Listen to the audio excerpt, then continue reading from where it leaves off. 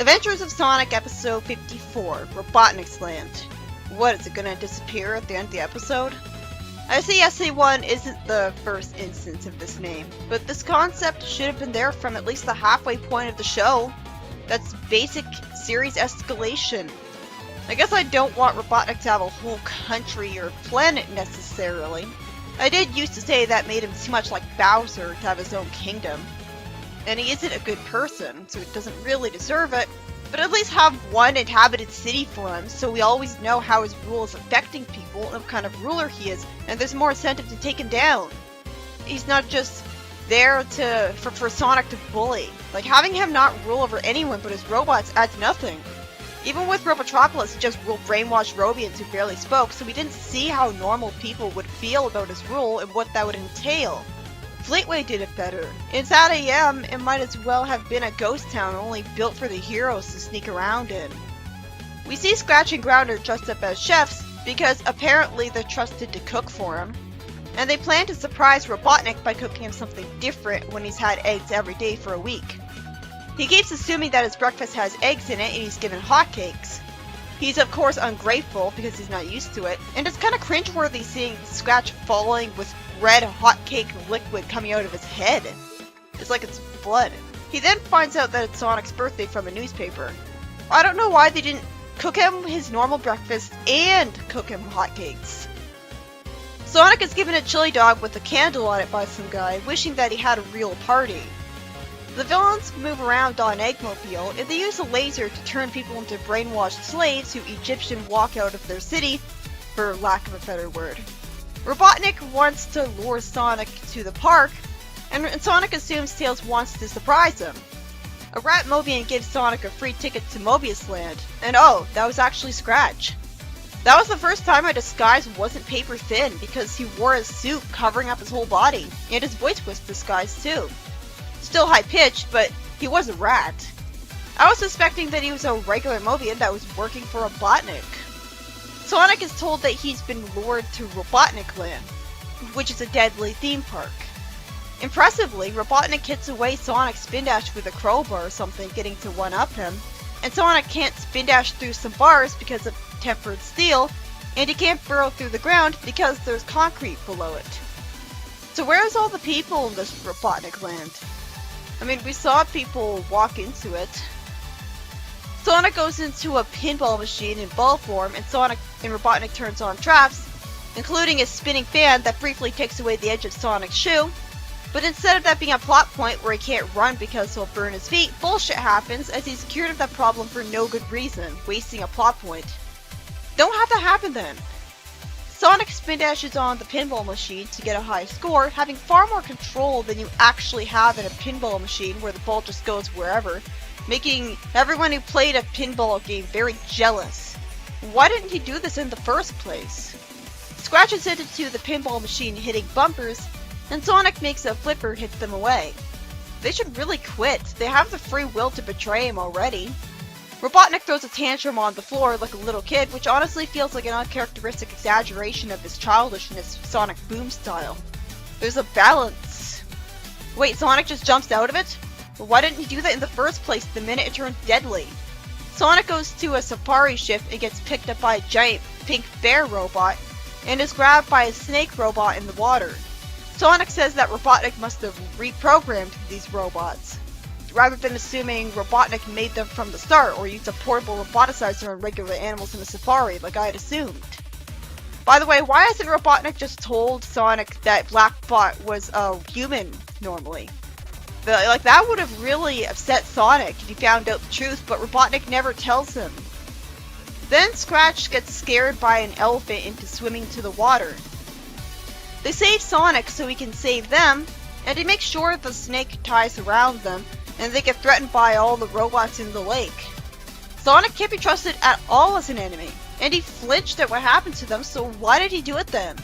He's sadistic, but then he's not? Normally heroes have a habit of saving their enemies when they shouldn't, so I thought Sonic would save them for saving him.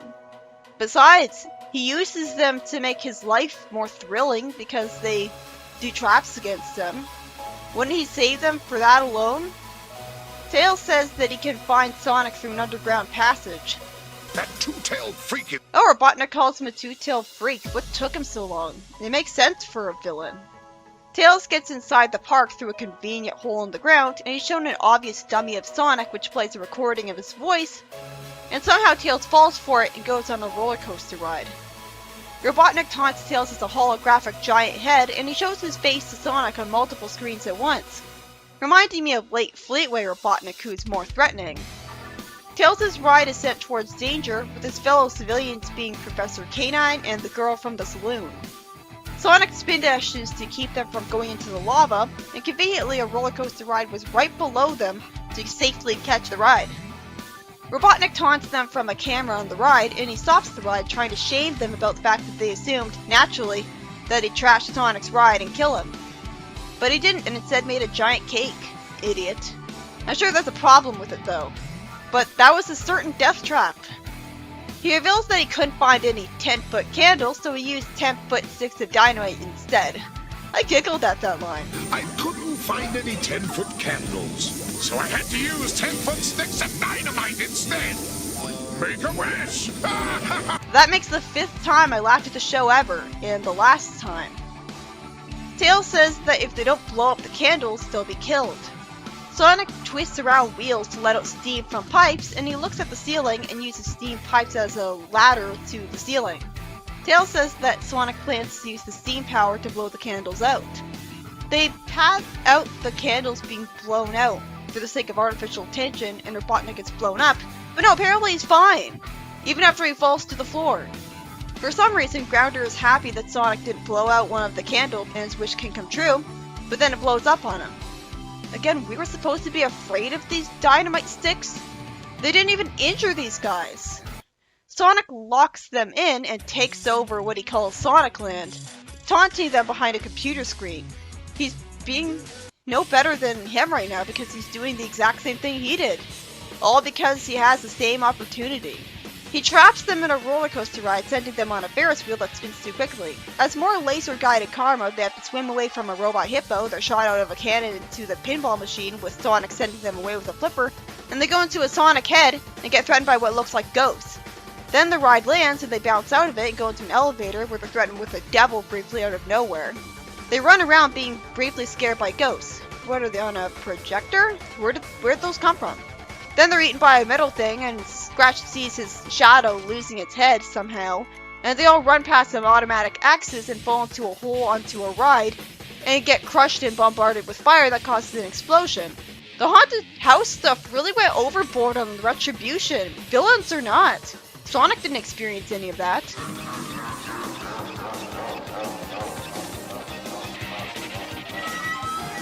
After the villains are knocked away, the civilians go to celebrate Sonic's birthday. Sonic has a sympathetic, nervous smile, saying that he assumed they all forgot about the birthday of the main hero of the world. You have low faith in humanity. Out of nowhere, it turns out Robotnik and his robots were in the cake somehow. In the Sonic Says message, there's fire from the stove, and it sets the robots on fire. And Sonic says that you should never cook if you're incompetent without supervision. This was another good episode. It was interesting seeing Sonic and Tails get threatened by theme park rides, especially the dynamite stick cake that Sonic used steam pipes to blow out creatively. It's normally the later seasons and shows where they get worse and run out of ideas. And yet with this show, it seems to be the opposite.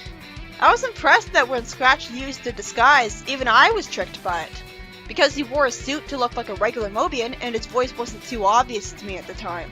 Why can't every disguise be like that? It was a good episode, although again, I'd expect an episode with that title to actually be the start of Robotnikland, where Robotnik has people to rule over.